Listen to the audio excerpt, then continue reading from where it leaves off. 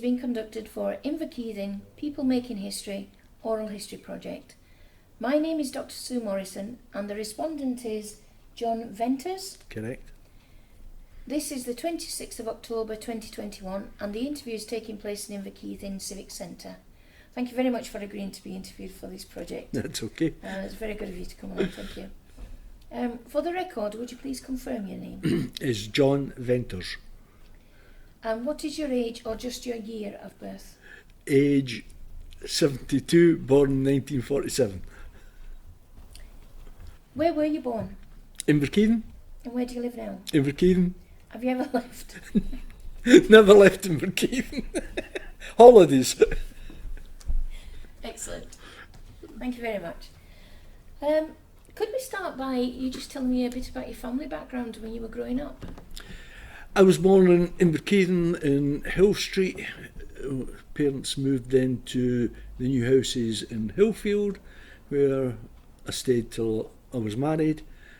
Moved from Hillfield to Fraser Avenue, moved from Fraser Avenue to Fordle Way to St John's Court, Inverkeithing, then moved up to where I am now for the last 35 years, Bannerman Avenue. Are you staying there? Still staying there? No plans to move again? No. Did you have brothers and sisters? Had two sisters and one brother. And could you tell me about your parents, what they did for a living? Father worked in the paper mill and mother was a stay-at-home housewife at that time. What can you tell me about your mum? What did she do in the house to keep herself busy? Well, with three other siblings, it was probably hard work at that time, you know. So, you know, Dad worked in the paper mill, so it was just one of these things that she had no time bringing up kids. So cooking, cleaning, the general things that ladies done in those days. Hard work. It still is. Could you tell me about your dad? Did he work shifts?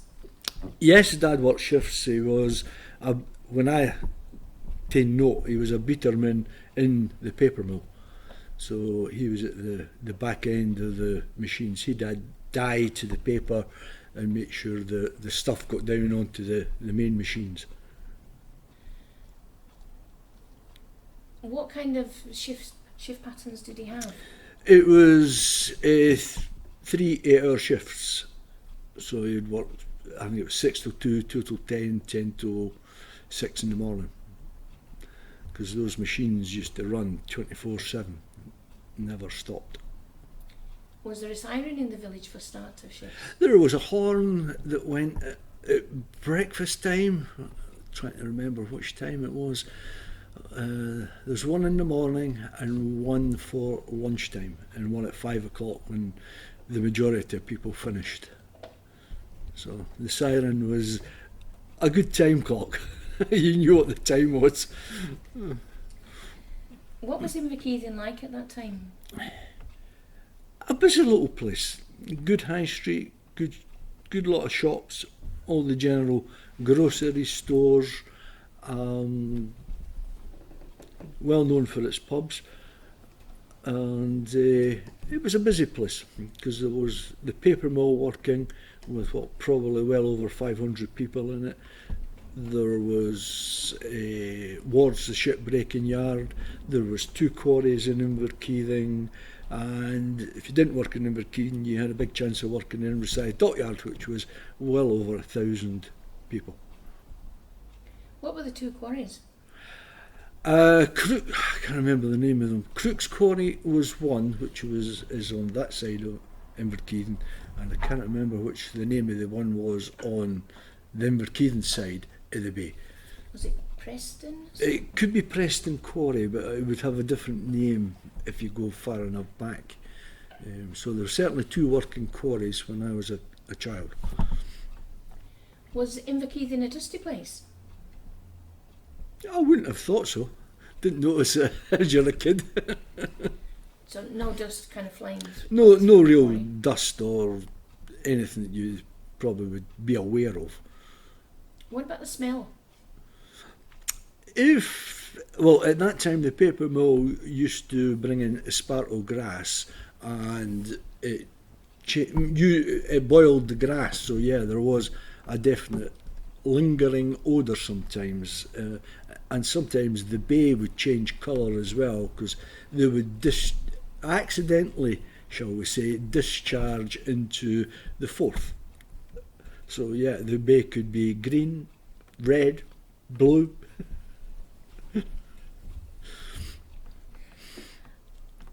You yourself worked in the paper mill?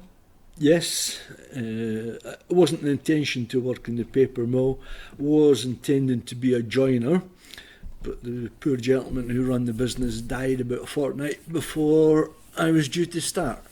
So hence I ended up leaving school on the Friday and started in the paper mill on the Monday, which was common for most people in Inverkeithing. How did you get the job? Because Dad worked in the paper mill, he knew one of the managers or foreman, who was Bob Day, who lived in Cleveland Cottages. Dad says, go and knock on his door and see if there's any jobs going. Knocked on the door, when can you start? So, as I say, started on the Monday morning in the cutter house. Was there any training available? Not as such, you were told what to do. This is your cutterman. He'll tell you what you've got to do. He explained what you had to do, and you just got on and done it. Could you explain the paper mill for me? The layout and what the different jobs and roles, processes were? It was a big place, as I say, employing probably well over 500 people. There was good 200 people were women in the mill at that time. So it was a busy, ongoing place, almost at that time 6 days a week. The main machines run Monday to Saturday, and everybody else run according to the main machines. There was 5 main paper making machines in the mill at that time. So what was the process from the start? You talked about the grass coming in. Memory says they used to bring in esparto grass, mainly I think it was from Spain. They would boil that up and use the fibres along with paper pulp, which I think would come from Sweden at that time, mix it together, treat it in various ways, and run it through the paper making machines, which were large and noisy machines. Were they kind of built-in drying facilities as well? The machines, when the paper making machines themselves had about 20 metres of wire mesh, and when the pulp came from the header tank onto the mesh, it was about 90% water. So in a space of 20 metres, they had to lose the vast majority of that water. And it went from there onto a felt, which run through rollers, then run through a drying system, and came out at the other end as a reel of paper. Wow. Fascinating machinery. So you've got these 20 metre wide. It was, I can't remember how wide they were, but they were, could be 4 metres wide, the machine. The wire mesh that the pulp came onto was probably, I would say, it could be 20 metres in length, and it was running constantly, and there was a gap between the wet pulp where it went onto a felt, then it carried it through the rest of the machine. As it went through the machine, it went over rollers in an S form to be dried, because they've got to take the moisture out by the time it gets to the dry end of the machine. So it was a hot, warm place to work. What kind of clothes did you wear in that wee unit? There was no uniform. It was whatever you turned up. You had your normal jeans and t-shirt. In fact, the boys there would work with t-shirts because it was that hot. In the paper making part of the mill, it was hot work. Were there ever any accidents that you know of? That I can remember, there would be accidents. I can't really remember any. In fact, there was one.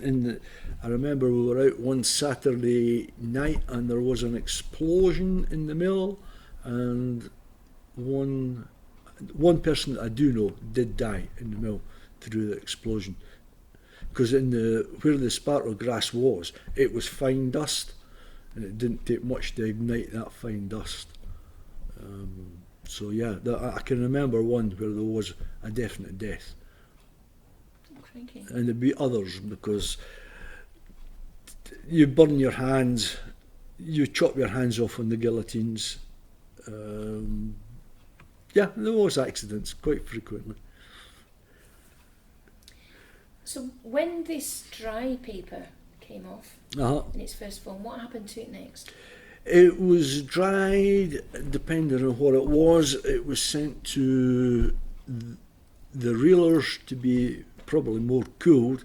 It went from the reelers to the cutters, the cutting machines, which would slice it into smaller sheets, probably the size of this table, and it went from there to the finishing house, which the ladies sorted and counted into reams, and it went from there either directly to the tying gentleman, or it went to the guillotines. It then would go to the tying, then to dispatch. So was that tying or tying? Tying. They used to tie the paper, wrap it in the paper you see it's wrapped in these days. It's all done by machines now. But then every ream of paper was handled by hand. The girls that counted it were absolutely amazing. They could count 500 sheets very quickly. And they would take out what we would classify as the rubbish or the broke. It was just thrown at the side and it was taken away and recycled. So it was quite an ongoing process. Pardon my ignorance, but did the paper mill make a paper for newspapers? No, it made writing papers for diaries, general writing paper, drawing paper. The thickness would obviously vary. It made various kinds of paper. Most commonly was writing paper. And where was it sold to? Believe it or not, when I started, it was exported all over the world. We used to pack it and send it to Australia, Canada, under various names. So it was even taken out by rail at one time. So yeah, when it was packaged, it was exported worldwide. So it wasn't just used locally. So if we go back to your own job, you started as a what, sorry? Started in the cutter house as what would be classified as a cutter boy, well, not even as good as an assistant, cutter boy. You were responsible to help the cutter man to load the reels of paper onto the back of the cutting machine, and you were responsible to keep the shavings that would come off this large reel from piling up and jamming the machine. The cutter house, there was I think 8 cutting machines. Each machine would have a cutter boy, cutter man, and 2 girls at the front to get rid of the end product. That would then be taken from the cutter house, sent up to the finishing house, where the ladies then would sort it into reams of 500, which would then be dispatched to the men that would do what we classified as the tying. They'd wrap paper around 500 sheets at a time, and all that was handled by hand. Did you progress from being a cutter boy? Yeah, well, progression might not be the right word. Moved from the cutter house as a cutter boy up to the finishing house. Similar type of job. As it came from the cutter house, it was stored in one corner, and young boys used to take it on pallets with a scooter round to the ladies, and another lady would take a handful, give it to the ladies, who would then, sheet by sheet, sort it into the little blocks that they had. They would take out the scrap, because obviously at times there'd be torn bits or bits that weren't right. They'd drop that on the floor. Your responsibility was to pick that up and keep that floor clean, and you would tie it up, then take it down to the hydropulper. So yeah, you were constantly going round, probably could be as many as 50 ladies, keeping them supplied, because they were on piecework. They were getting extra money for the more reams they'd done. But again, these ladies handled that all by hand.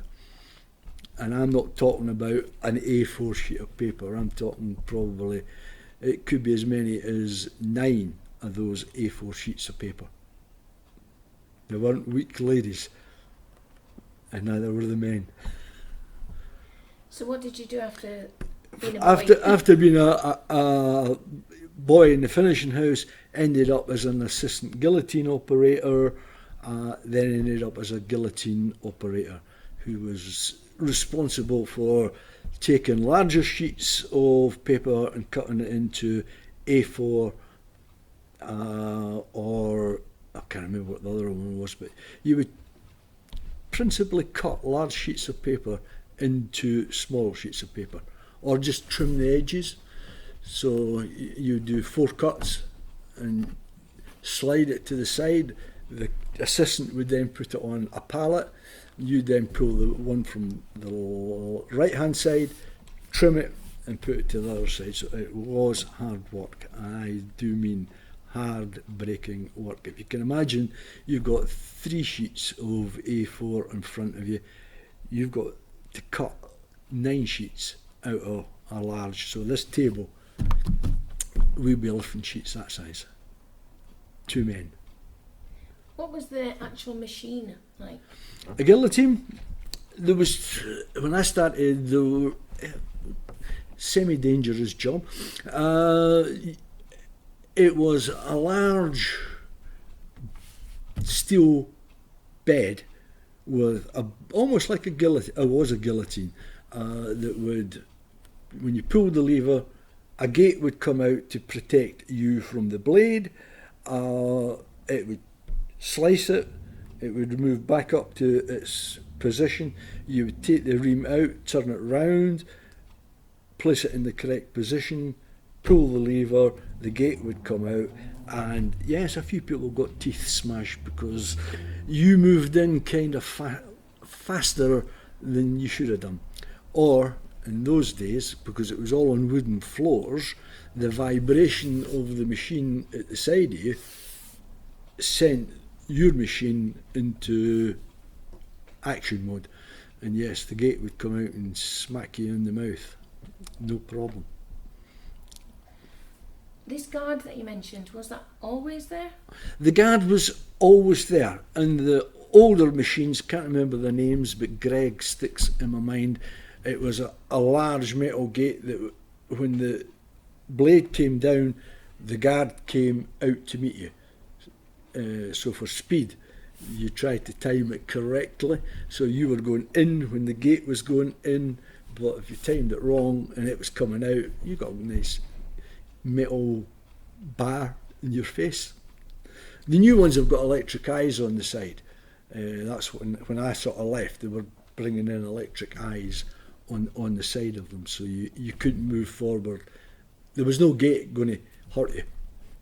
And how long did you work there? Probably worked there for about 10 years. What would you say that health and safety standards were in the paper mill? They were beginning to come in when I was leaving. There was a health and safety officer, Mr. either Halliday or Holiday, can't remember his name, but there was, I'll say in brackets, health and safety officer. It was just a time when it was coming in. I mean, so we used to crawl under heavy machinery, and the noise was horrendous. Just to take out the waste paper and put it into big boxes, tie it up and take it up to the hydropulper, and it was recycled. So did anyone wear the ear protectors? They were not knowing. I think the only thing it was sort of known of, the men used to wear what was called clogs to stop them slipping, because it was a complete wet process. They were sort of wooden soled leather type shoes. I know my dad had them because he was in the beater house, because it was continuously wet water they were working with. At least I was on the dry end of the system. Was it noisy throughout the mill? Yes. No, I couldn't, unless you were maybe in the electrician shop or the engineering shop, even that would be a bit noisy, but noise was definitely part of the process, because in the finishing house, these heavy scooters run on metal plates, so you know, the metal staircases, you see that kind of corrugated, that was round about was the area that these scooters worked on. So yeah, the noise was constant. There was no let up in noise, and apart from a few hundred chattering women at the same time. So, can you explain the scooters, please? The scooters are the normal ones you see kicking around these days. They haven't changed any.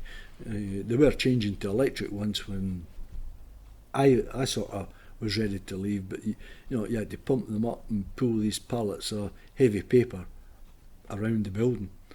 And as I say, whether it was taking it off the machines in very large reels, putting it onto a trolley, again large metal wheels, you were pushing heavy weights all the time.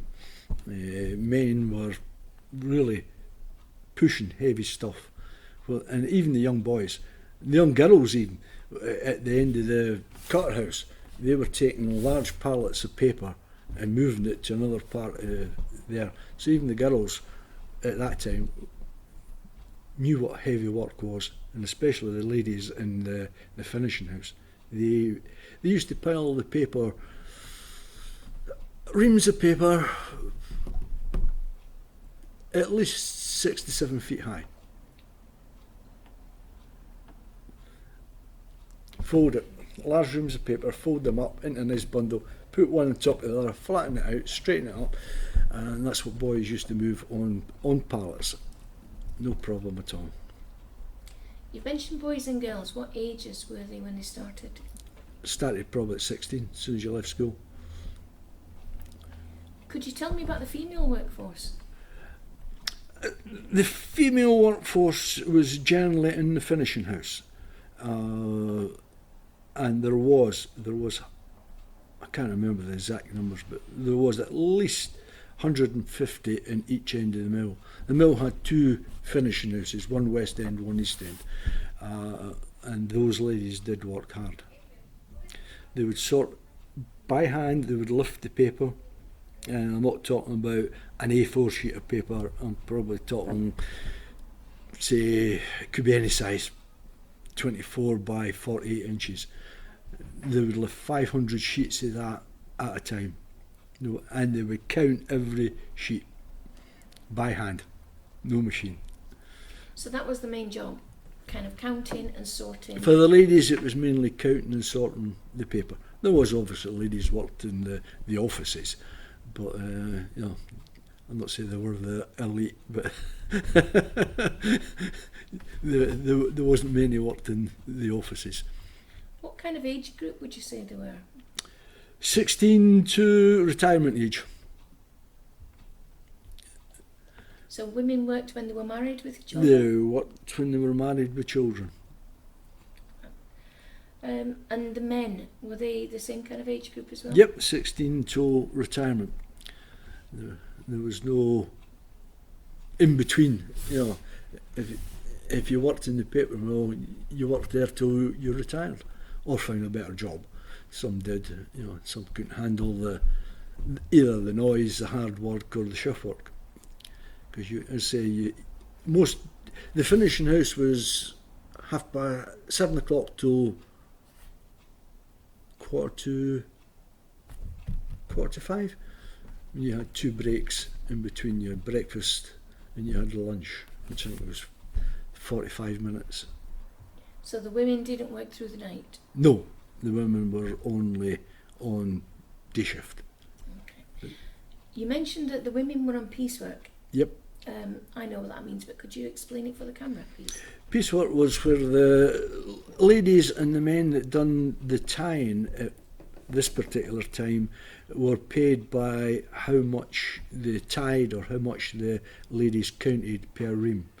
So they would get paid based on a bonus based on how much they actually handled. Were the men paid by piecework as well? Only, my memory says only the men, at the point I'm talking about, only the men that were on the tying, wrapping the paper in the 500 sheets at a time, they were on piecework as well. They were paid that amount of money. Sorry, just remind me, what time are we talking about? Probably 72, 65 to 72. Very good. What were pay conditions like for you guys? I can tell you what the pays were. I've got pay slips.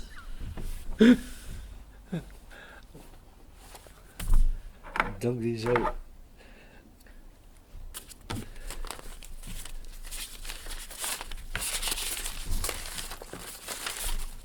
Is there a date on this one? I think that was like the 1st of the 6th. I think it's 1974. I think that was 60. It looks like, was that the rate? Can't remember that one. This one's better. It tells you exactly. Date. Can't see the date on it. Oh, yep. The 14th of the 2nd, 1976. Take home pay £41.50. For how many hours? Any hours, week 46, rate 79 pence an hour. Hours, 35 hours. Overtime, 1.5. Did you do much overtime? At one time, when I was on Guillotines, we worked 12. At one point, we worked on 12-hour shifts, 7 days a week, and you worked a lot of overtime. If you were on day shift on the Guillotines, you would work till 7:30 at night, 7 o'clock in the morning to 7:30 at night. But as it was in that, be around about 70, 76, 70. We were looking to get a decent pay, you were looking to work 12-hour shifts, 7 days a week. That's a lot of hours.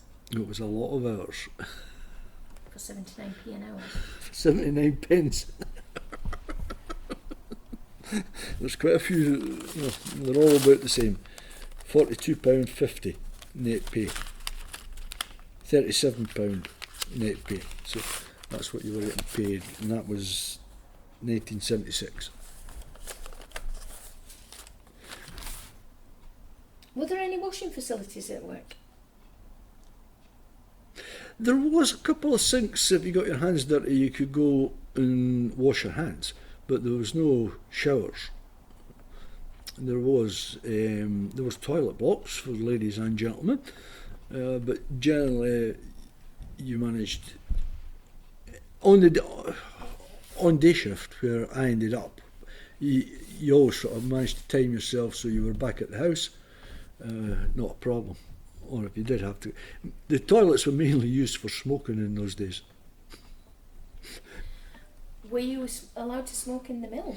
You were allowed to smoke in the toilets, but you weren't allowed to smoke at your work.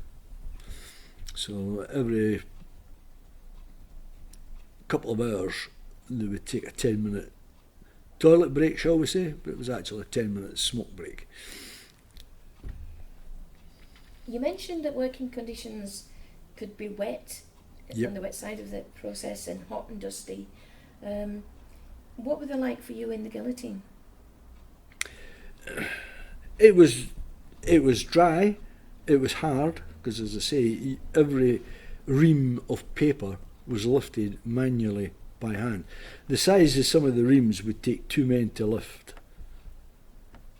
You'd pick it up, swing it into the machine, straighten it up, trim it and swing it out the other side.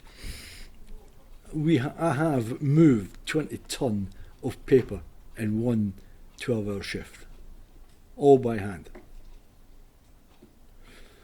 It's a lot of swinging. There's a lot of... You could actually tell there was a brand of paper called Cathedral. It was made for Collins, the diary people, and you could tell by the line on your hand, by lifting so many reams, whether it was short or whether it was wrong, because when you grabbed it there would be a line on your hand and you could tell if the lady was a quire short, because sometimes they would miscount, so you could tell by the line on your hand whether the ladies, and you had to get one of the ladies to come and check to make sure whether it was right or wrong. Do you think that health and safety was a priority for the owners? It was probably a consideration, but I don't assume that it was a priority as such, because it'd be one of these things that was never thought about. As I said, noise was part of the job. Was health and safety a priority for the workers? Never thought about it, being honest. Never gave it a thought. You just had a job to do. You get on and do the job. Otherwise, your manager would be talking rather loudly to you. So health and safety, well, I wouldn't say was a consideration, but no, some of it wasn't a consideration. I can remember one night there was a fire on the roof and nobody came to see the boys that were working in night shift on the finishing house were safe. We just walked through. We wondered why people were walking on the roof. Firemen. Did you have a trade union? Of such, yes. What kind of issues did the trade union campaign for then? Not quite sure. Usually better wages for the men, because although the union was SOGAT was more interested in the printing side of it than the paper mill side of it.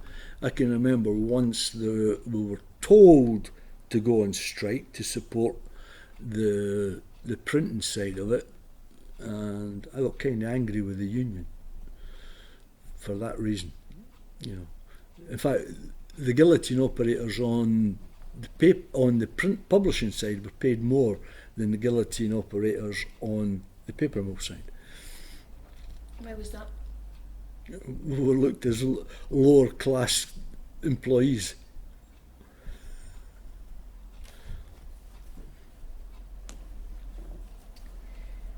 Okay.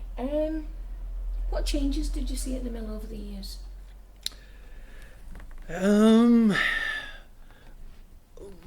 More, what's the word? Sort of technical.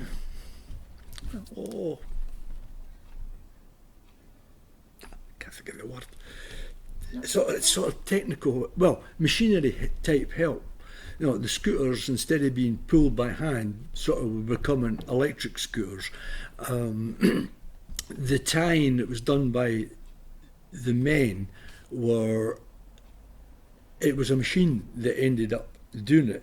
The guillotines were, for cutting A4, was replaced by a machine that would cut it A4, pack it, and thingy it all the time. That's where it was when I was leaving.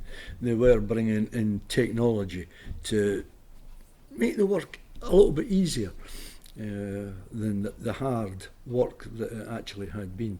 So yeah, and the same with the counting for the ladies. That was getting done away with as well. The machines were now being able to count 500 sheets at a time. Didn't stop the rubbish going through, but yeah, they were bringing in that kind of technology to make the finishing side of it easier. The paper making side of it was still as hard as it was going to be. I don't think it changed.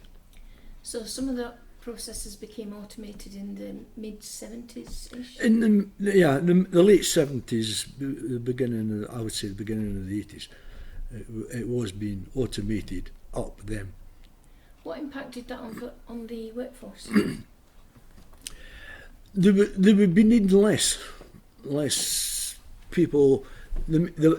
On the tying side of it, the machine could do more than the men themselves. So they were needing less men. They were needing less ladies to do the counting of the paper when the machine was able to count it itself. So they were needing less of a workforce for them. How did you feel about these changes? Time to get out. Really? Basically, yeah. And they were bringing in then people for university to run the paper mill. On the guillotine side of it, they brought in time and motion. They were telling you how long it should. They timed you to see how quickly you could cut a ream of paper. And you were down to, so it depends on what cutting was done, down to minutes per ream. But we could do it faster. So we were able to work the sheets, no problem at all. So instead of being honest and paying you a decent wage, you had to do it on a bonus system. But we found ways to cheat the bonus system. Can you tell me about those? They would tell you, depending on the thickness of the paper that was going into the guillotine, initially we would tell them we could only cut one ream at a time, where we knew we could cut 2 reams at a time. So you were doing it twice as fast. We always made our bonus. We always found ways to not beat the system, but use the system to our advantage. Like we were given 45 minutes to change a guillotine blade. We could do it in 20. So every shift a guillotine blade was changed. Because it gave you 20 minutes of cutting time that otherwise you wouldn't have had. So because we knew how fast we could change these blades, the faster we changed it, the more cutting time we had. So the more cutting time we had, the more money we used to make. So yeah, the bonus system worked great for us. Were there any strikes at the paper mill? I started thinking that one. There was certainly short time working. Yeah, I can remember that. That did affect you quite a lot. You'd be on a 3-day week, 2-day week. If the orders didn't come in, they weren't making paper. Or if they lost a certain order to another mill, because there was I think there's 5 paper mills in Fife at one time. So yeah, you could lose orders and lose them to other mills in Great Britain at that time. But yeah, there was short time working, and I do believe occasionally there were strikes. They didn't last long. I'm very aware of the time. Could I ask you what your favourite memory is of the mill? One of them was that once a year they used to run a mill trip. down to, I think we went once to Whitley Bay. The train pulled up at Inverkeithing Station and whittled us down to Whitley Bay, good drinking day. So that was always something to look forward to. And yeah, it was just a good time to actually be working. You know, breakfast time. You also look forward to breakfast time. Used to run home in the morning. Up, there's a brae just the side of this place to the top of Hillfield. Couldn't do it now, take me to walk it. Used to run that in the morning to get your breakfast. So yeah, it was a generally happy time to be working in the mill. How do you remember Inverkeithing back then? It was I would say, a very vibrant community. You know, you had all the usual things. There were scouts, there was BBs, youth clubs. There was all those things in Inverkeithing, and everybody knew everybody. There was no getting away from your relation, shall we say. Every family knew everybody else's family. It was a close-knit community, which it still is, I think, today. But you know, in the sort of early 80s, they were bringing people in from Glasgow, so there was the Glasgow overspill. So it sort of broke it down a little bit, that people from Inverkeithing were being mixed with people from Glasgow, so it did break it down that bit. It wasn't as close as it was, but it is still a very close-knit community as Inverkeithing. What are your hopes for Inverkeithing going forward? Now, that's a good one.